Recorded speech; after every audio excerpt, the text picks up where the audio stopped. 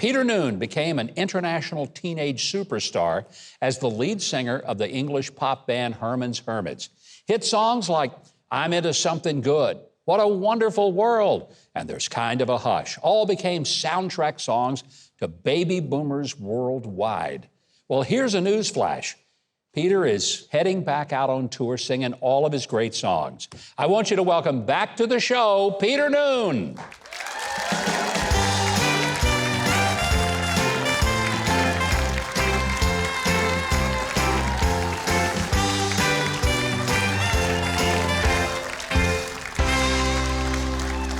I know you recognize that little I love this. What a in. great show and great musicians and everything. You're the musical guy here. Well, you know what? You have no idea how much fun we had when you were on the show before. Everybody loves Peter Noone on this show. Oh, that's nice. Absolutely.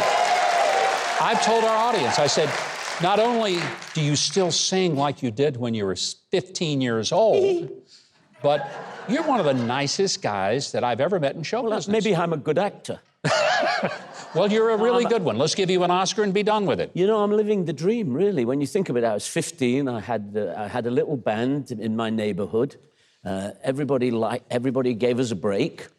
You know, older people in bands like the Beatles and older bands helped us and were always kind to us. They didn't push us out of the van or anything. I had a lot of great songs. Oh. In those days, songs were sent to you. You know, if you're kind of popular, great songwriters would send you songs. So I got great songs, and I had a little run there for about, you know, it's still going, the run, but the hit records. Like in 1965, we sold more records than the Beatles. I've read that, and it's just mind-boggling. I mean, that is a big deal. And it is a big deal, except that they were recording Abbey Road that year. So you know, what happened was that we got like Cashbox Award, Billboard Award, so it was really stuff. But none of the people in the group in Hermits paid any attention to any of that. We just wanted to go and travel and tour. We were a bunch of kids. It was like a football team, really, you know, on a bus. And we'd go to towns and we'd meet new people, and we were always excited. We got to travel everywhere in the world. Got to meet Elvis Presley. I heard that Elvis did a version of one of your songs when he met you. Is that right? Yeah, he did a very strange version of Henry VIII once, you know.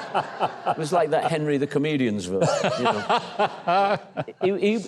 He was very nice. He punked us. We arrived there, and he was in the Hawaiian village. He was making Paradise Hawaiian style, and only the drummer and I were able to get up and go at 6 a.m. in the morning. Yeah. And we go into the grass hut. It was a Hawaiian village with real grass huts. And there was Elvis laying flat out on the floor with a bottle of bourbon or something in his hand like that, lying flat down on the floor. And we didn't know it. We were kids. We were both 16, you know. What do you do in a situation like this, you know? And then Elvis walked in, and it was his stunt double for the movie. Isn't that brilliant? Brilliant. How nice of Elvis to have bothered to give us, to punk us. You know, one of the things that is very apparent, people still love your music. It was happy music. It was great, you know, rock and roll, but it was fun and happy music. Is that why it's lasted so long? I hope so. You know, I hope it's got another 10 years at least, because I'm keeping going for another 10 years. But I think if you listen to the music and the period before, you know, the 40s and the 50s are important to the 60s because that's where we got all the stuff from. Yeah. But romance was part of music, and dancing was part of music, and people's relationships were they were all sung about and talked about and played about, and all the movies had, you know, just think America gave the world Broadway and The King and I and all that stuff in the 50s that turned the Beatles on and turned me on, and then, but music was always entertainment. It wasn't suddenly somebody's sitting around in the back of a van with a bong and decides that they're going to teach us all how to behave.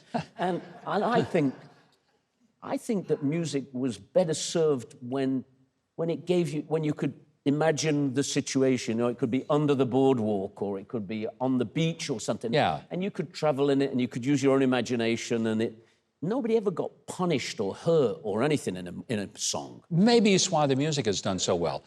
When you were here the last time, we ran out of time, and I teased you by saying, when you come back, I'm going to ask you the question I'm about to ask you, because I promised I would. Now I'm afraid. Was there a time when you actually were babysat by Keith Richards of the Rolling Stones? Yes, not really babysat. I was in the stairwell of the City Square Hotel in New York. And I had quite a bit I used to drink in those days. I thought one day I'd be the champion drinker. So I used to drink a little bit. And I was a little bit under the weather. And him and Andrew Oldham, the manager, came to the stairs and said, what's going on? And I said, I've had a bit to drink. And Keith Richards said, if I ever find out you're doing drugs, I'm going to find you and I'm going to beat you up. He just didn't, you know, he was protecting me because I was a kid, you know? Wow. When you're 21, 15-year-old boys need help. Yeah.